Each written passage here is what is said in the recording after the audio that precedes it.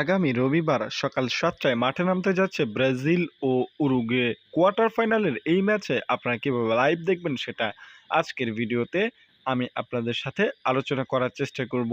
পিসি plus আপনারা mobile দিয়ে কীভাবে দেখবেন, দুইটার মাধ্যমে কীভাবে দেখা যায় সেই বিষয়ে আলোচনা করব।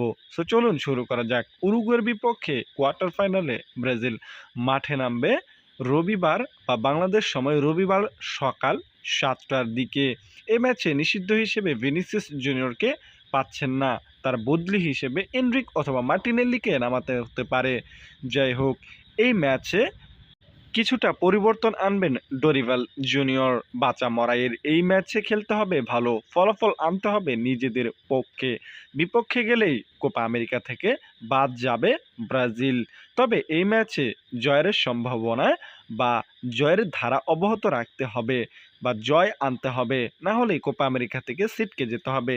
চলুন এবার আলোচনা করা যাক আমরা টিভি বা কম্পিউটার ও মোবাইল তিনটার মাধ্যমে কিভাবে দেখব। আপনি যদি টিভির মাধ্যমে দেখতে চান তাহলে অবশ্যই একটি চ্যানেলের মাধ্যমে আপনি দেখতে পারবেন। সে চ্যানেলটি হচ্ছে টি স্পোর্টস। টি স্পোর্টসে সরাসরি কোপা আমেরিকার এই ম্যাচটি দেখাবে। প্লাস আপনি যদি পিসির মাধ্যমে দেখতে চান তাহলে অবশ্যই ওয়েবসাইটে যেতে হবে।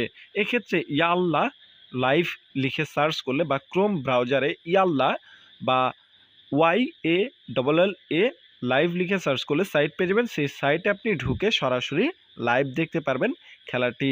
এবার আসি মোবাইল দিয়ে আপনি স্পোর্ট ZYF এর মাধ্যমে বা এই অ্যাপসটি ক্রোম ব্রাউজার থেকে ডাউনলোড করে দেখতে পারবেন।